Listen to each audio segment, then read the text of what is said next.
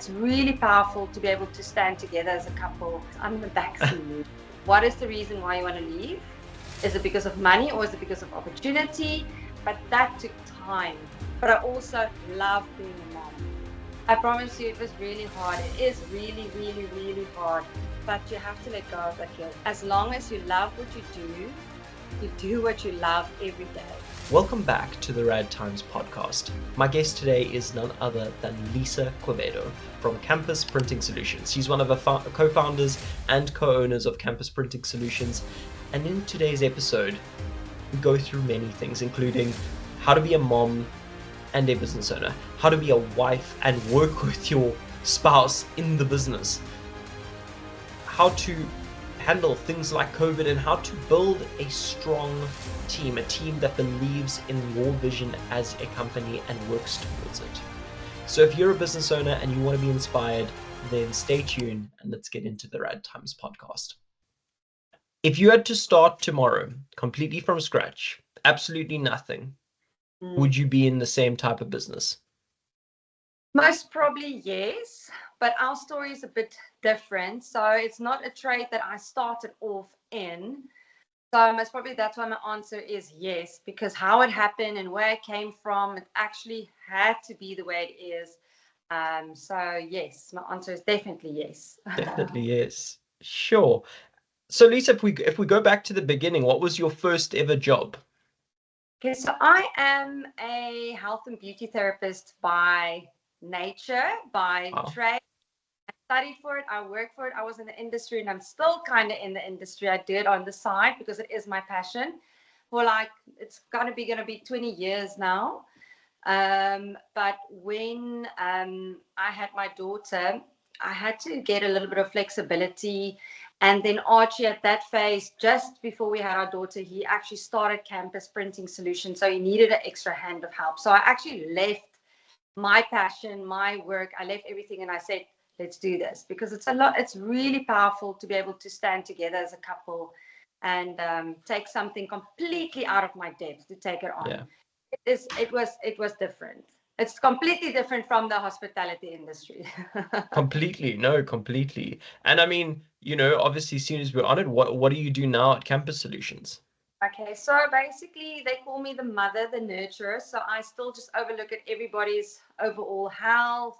How are they doing? I'm looking after the clients, networking, doing all the nitty-gritty thingies, they might call it, but it's definitely not nitty-gritties. It's just finding the loops and just connecting the dots. And then marketing. So together with Yonita is within our company. She does all the editing and all the content, but the ideas and everything comes from me. I check what we need to push the next month. I do our meetings. I correspond with what our budget is and where we are at. So I'm the back scenes. I'm the back scene. Back of house. Oh no, I like that. After everybody, did you call the client? Remember she emailed you yesterday, though, that type of person. That's amazing. Now, you mentioned earlier, obviously you left, can I say, your passion, and now you're working in Campus Solutions, but with your husband. Is that correct? Yes, definitely. Yes, and, definitely. Yeah, you're saying? No, I think what is keeping me sane in leaving my passion, still being 10 years later in this industry, is people. So I've always had a passion for people. I think that is why I'm actually that's why I was in the hospitality industry, is because I love serving people. So it's the same within the printing industry. It's just a bit different. People don't come relaxed and all vulnerable to you. Here they come with deadlines and they want everything now, but still deal with people is really what I love doing. And I think that is where I can take that component and work with the clients and then just give over the work to the staff, even though my staff is phenomenal. They really are. Not all of them love the faffing and the asking the too much detailed questions. So I think being able to work with people still today is what keeps me sane. Together with my husband, definitely. Yeah. Now you mentioned earlier, it's so powerful to be able to stand together as a couple in business. But I also know of a lot of couples who they can't think of anything worse than working or running a business with their partner or their husband or wife. I know, right? I know. I've seen it. Um, I just think me and Archie together as a team, we are strong. We were together on cruise ships. That's where we met. He's also from the hospitality industry. So we actually used to working together. He was in a different department. And me and Archie, if we are on the right, um, like I say, if we're on the right decision or we agree on the same thing, then yes, it is very powerful. It's just always having to have that balance of, okay, you see it like this, I see it like this, how are we going to get halfway? But that took time. That took time. I mean, yes, it was 10 years now as the company. It took me 7 years to be able to understand how Archie is thinking and how he does things to be able to accommodate clients, to understand what he thinks, because I do things completely different. Working together with your partner can work, but it's a selfless act. It's not about me. It's about sitting together with one another and really working with each other's strengths. Okay, cool.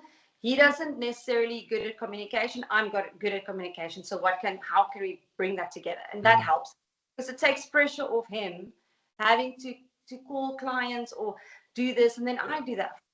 I, on the other hand, hate being behind the counter and because print is not just print. Let me tell you, it's not. And all that measurements, millimeters and centimeters, and it's not for me. So strength again. And then when the machine breaks, for instance, he's the one that immediately finds a solution. I would go in panic, frantic, and yeah. So I think it's fine around and how your differences can actually be your strengths together. But anyway, I think the Lord brought us together anyways for a purpose. So not everybody is work together. Wow. Yeah. And how do you stop, can I say, work from coming home? Because you're both clearly very passionate about what you do. Like, how do you, like, can I say, switch off at 5 or 6 o'clock and or do you not? I don't. That's a problem. I mean, we married 13 years now, and he would still correct me and say, Lisa, klaar. There's no klaar. I would like middle of the night, like 12 o'clock, Flip, I forgot to do this. We need to do this tomorrow. And then he would turn around and he's like, can we just sleep? So it's a work in progress. I really think it's a work in progress. But I think I made the conscious decision since my daughter is now 12 already. At a certain age, you have to make that cut. So that's what I said earlier. I am working, always in the car on my phone, but I'm at work only up until 2 o'clock. Then my mother starts, and then my wife duty starts. So I've made the conscious effort in knowing what is priority. So by the time that we do get home or Archie gets home, he had a full day of work. Then most of the stuff that I needed to do, my time management was on par. So I did what I had to do for work, so I don't bring stuff home. But it takes really, really a lot of work. It's hard. It's really hard sometimes. I mean, it sounds now, Lisa, like you have it all together, you know. It's like the morning you're at work, afternoon you're, a mother, in the evening you're a wife and a mother. Did that just come naturally, can I say? Was it a process? Like, how did you get here, can I say? A lot of prayer, a lot of wisdom, and a lot of crying. A lot of, I promise you, it was really hard. It is really, really, really hard. But like I said, if you learn how to manage your time, and if you learn that it's okay to sometimes say no or pass it on to somebody at work. I still have clients contacting me for queries, but then I know, okay, listen, I'm going to fail in delivering on time. I'm going to pass you on to Caden. He will take over the request. Then at least I know in the time that I'm not at work, Caden or Zemaine or Nicolene or whoever from my staff is available, they will deal with it. And that time, and it took time to have a team to be able to do that, because that is key. You can try. If you don't have a team that knows who's doing what, oh my word, then it's hard. It's really hard. Yeah. And I mean, you said obviously a team's so important. How did you find your team? It's because it sounds like you have a really strong, healthy culture, good team. How did you find your team? Our team, yes, it came with time. So long, I'm not even going to the history, but we used to be at Waterstone Village. Mm. There was always a high turnover of staff, like really high. And I had this one staff member, Caden. He turned 21 when he started with me, and he is now 27. So I think he stayed on. And then what happened was the main came when he was also younger. I think he was also 21. He was 20 and he was 21. So they started very young. Mm. And I think what happened is that we built them and they grew. And I think Archie's desire is always to give them what is your 5-year plan? Okay, cool. Zemaine or Caden, let's work towards your plan. But it comes with time and it comes with trust, because you can see somebody that's on and that's invested into the company. They want to learn more. And the more they invested, the more you invest in them. And the more you invest, they see okay, cool, these people actually care. So now what's very special, they both started when they're 21. They got married and they both have small kiddies now, or a baby, and Oh, one is wow. pregnant. So it's like family. It really is like family. But I've learned through staff as well. It's don't get too comfortable, because I mean, you have to allow them, if they get a better opportunity, you must be able to be wise enough to say, okay, cool. What is the reason why you want to leave? Is it because of money or is it because of opportunity? And then when you have that discussion, you can't withhold opportunity from No. them if you can't provide it for them. But touch wood, they've been with us for a very long time. And I just think it's because we're family. We're Yeah. family. It sounds Yeah. like the key is to hire them when they're 21. Like, that seems to be the key. Listen, it's a tricky one, because it depends what trade. Because I know, for instance, in the health and industry, or the health Mm. industry, the beauty therapy industry, if you hire a younger um, staff member, they tend to have this expectation of, this is what I want, this is where I want to Mm. start. So it depends which industry. This industry, so you start, you don't know anything, and you learn. And every year you learn something new. So it really depends on the people that you get. Yeah. But yeah, I just think the Lord has been good for us. It's been up and down, where not all hasn't been No. all smooth. What was one of the, can I say, biggest struggles you kind of faced that you're willing to share? In our Mm. business, Yeah. I think COVID was. I don't think it was just COVID, but definitely COVID. Like I said, we were at Waterstone for a very long time, and the rental there, we were always able to pay rent. And then as the other printing shops popped up around us, because Waterstone was the first convenience center that was built, right? So we were the first printing shop there, and I mean, there was nothing anywhere else except in town itself. So then we flourished. It was really, really good. And then as it popped up, you can see it became a bit like not distorted, but you see the. And okay, so the revenue was still there, but it wasn't as what it was. And then COVID hit. All right. So all the stash that we have saved, because we believe that we save because if we want a new machine, or if something breaks, we want to purchase it. We don't like borrowing money or making. And all that stash just went with it, because we still had to pay rent. We still had to do this. We couldn't operate. And I just think it was the Lord's time to say, I think it's time to close there. So it was really hard, because everything in you is like, this business is going to close. Everything in you, because physically what's going on around. But just to mentally find different solutions. I mean, we sold masks, we did T-shirts on the side. So we did everything just to come to still have a bit of a flow. But all our savings went into paying the rent while we were closed. And I know it's an overshare, but when the center got a new management, we had also do like all the COC certificates. The tenants had, so everything, all the fine and that certificates, and I mean that was a lot of money. So it came down to, you see, our shop was small, but the bigger your shop was, the more expensive it was. So it was just a lot of expenses in a Mm. time. where there wasn't much income coming in. Sure. So hard. That was So hard. out of that, looking forward, what's a tip you would share with another business owner to, can I say, be as prepared as possible for things like that? If you do have that extra bit of money a month, even though it feels like you can't, just put it aside.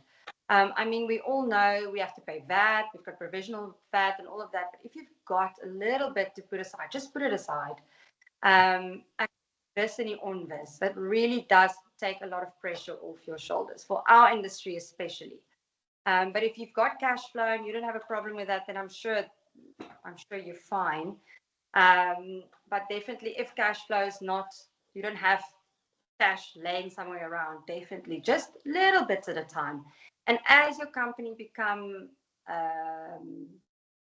I know it sounds weird, but as your company becomes comfortable with putting money aside, because that happens, you can put more and more and more and invest it within your company. Don't invest it in cars or this. Invest it within your company, machinery or whatever the case might be. I'm not a business broker, so I don't know if it's the best advice, but definitely that's what helps us survive. Wow. Yeah. So, what would you say is one of the keys to your growth, as a company over the years? What's been something that's been just paramount in your growth? Sure. Getting to know your figures, definitely. Getting to know your, definitely your figures, where to look, what is up, oh, that's not right, because then you can at least test and measure and lift a bit here. So for me, it was quite a challenge to understand that. I'm not an accountant by trade. So to understand that is absolutely key. But you need to understand it. You need to know what you're talking about, because you can thumb suck anything.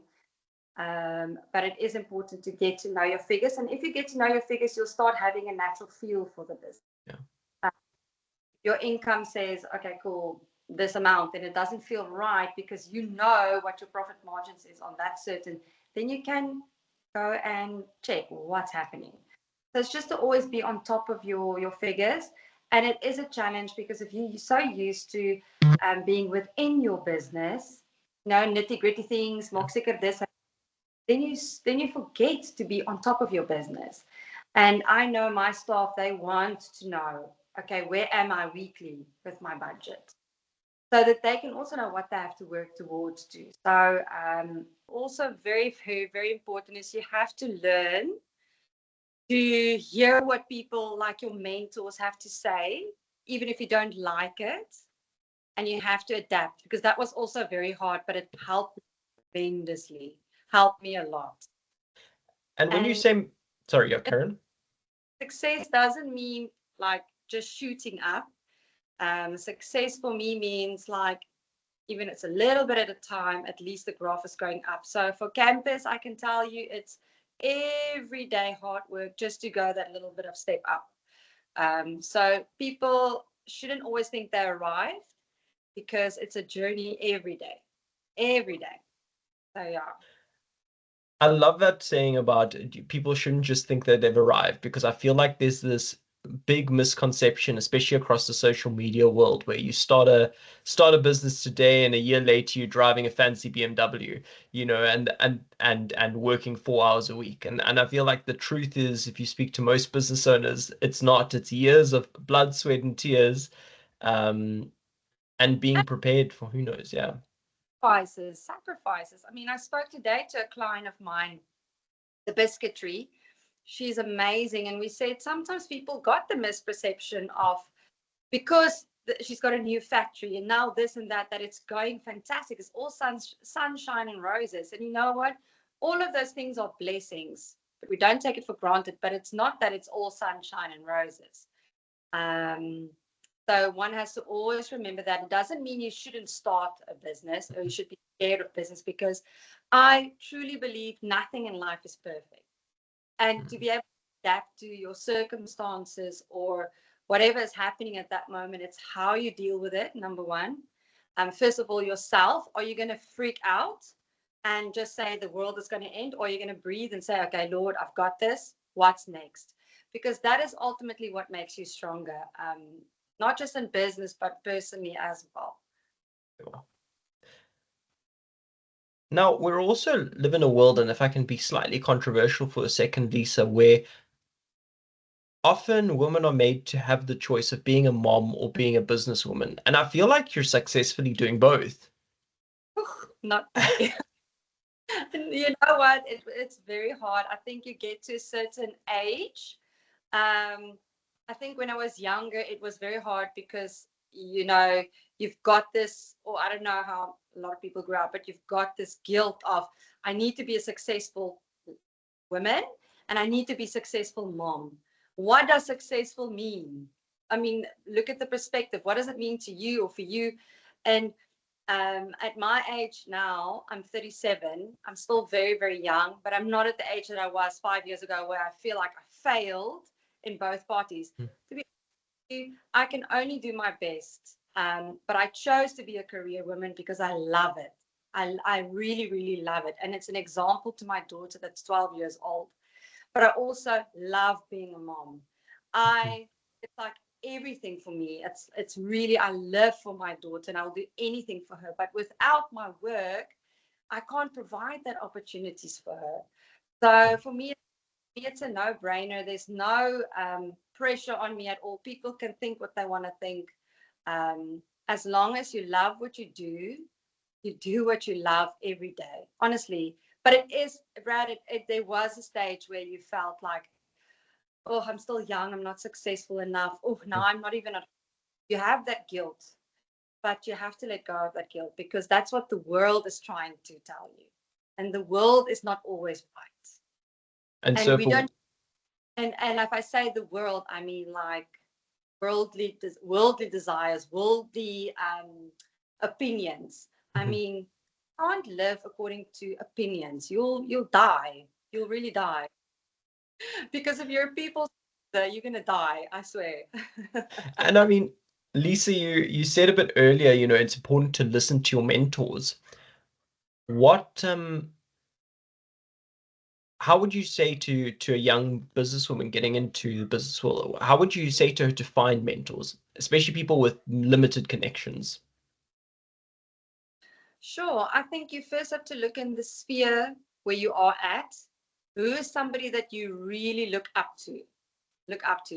It doesn't have to be in business. It can be somebody that's close to you that you just really look up to. And first learn how to have a conversation with that person. I mean, if you look up to somebody, it means that that person is better in something than you, right? Or for me, ultimately, if I look up to my mentor, I'm in awe because that person has achieved this, or he's just so wise, or whatever the case might be. So I think look in your sphere where you are at. Find first a mentor there. And then from there onward, as you grow, like an age, you'll see your groups will grow and different. And it depends on which season you are. If you don't have the blessing of having people around you, there's various of ways. I mean, for me, it's easy. You can go to church. For me, you can find me. You can find mentors in book clubs. So it's just putting out your foolish. I don't know how to say it. And Feelers. then just, yes, and like if you like painting, who's your group of painters? If you like dancing, who's your group of dancers? I think look at yourself and your season where you are at now, and then find a mentor there. And then in your next season, you'll find the next mentor. And the right business mentor will come your way if it's the right time for you to start your business. Wow, I like that. And would you say that having a mentor or a mentor for the stage of life that you're at is very important for your growth? Yeah, I think definitely, because imagine if I was 21 years old and I sat now in one of my BNI meetings with, let's say, the construction sector, I would not have appreciated and think that I can learn something from them, because in 21 you've got different perspective, different ideas, different. So I do think age and the season you're in does make a big difference. Really does. Sure. Now, if you went back to your 21-year-old self, we heard the time you must hire someone at 21. But what tip would you give to yourself? To myself. Yeah. Ay. Look, when I was 21, I actually was manager on a cruise ship. So I achieved what I wanted to tick. I would have said to myself, Lisa, don't limit yourself with your 5-year plan. I would have just like enjoyed life a bit, because maybe I started off a bit too serious. You go study, and then you must have a 5-year plan, which is fantastic to have. It does give you a bit of guidance, but you do miss out on being 21, right? And just invest a bit more in people, I suppose. But if it comes to work, um, yeah, I think I was very good, in the sense of very obedient to my managers. I did everything they asked of me. So I was a good 21-year-old. Not so much, not so much an 18-year-old, but yeah, vroeg ry, vroeg vrot. who, But anyway, who is a good 18-year-old, you know? yeah. Um, so Lisa, where to now? Like, do you have any big goals that you're chasing at the moment or working towards? Brad, you know what? For me and Archie, I think I can't remember if I mentioned it to you, but I actually mentioned it to somebody within this week. For us, it's just about building the company into a legacy. It's not the only thing that we do. We do have side hustles, mainly because it does help to have other income streams as well, but also because we can live out our passions. But I want Campus to be a company that I can leave for Nina Lucia as a legacy. She doesn't necessarily have to carry on with Campus, but she can use whatever fruitful blessings came from it. She can use it for her. And not just for Nina, for Caden's child, for Zanane's child, and whomever is so I think we're really working hard to building the company to be healthy. Yeah, healthy in the sense of it can provide for people. It can feed families. I think that's the most important, because at the Sure. moment we're still grinding, Yeah. so it's hard. Sure. Now, Lisa, I like to end off the podcast with the same question to everybody. And that question is, what would be your biggest tip to have a more rad life? And by rad, it's meaning radical, fun, enjoyable, happy life. So what would be your tip to have a more rad life? You know what? Life is so short. Don't do things for people at all. Do it for yourself, but do it within your value stream. And I promise you, everything around you, it's like it will, your eyes will open. It's like it's just life. Just enjoy it. I don't want to leave Earth tomorrow, go to heaven, and not knowing the difference with people in people's lives, but also enjoying what was given to us to enjoy. So, um, I think living rad is don't be so stressed. Stress is really a lot of people stress. So just relax, just take a step back and breathe and enjoy what is given to you. Yeah. Sure. Awesome, Lisa. Well, thanks so much for joining a podcast.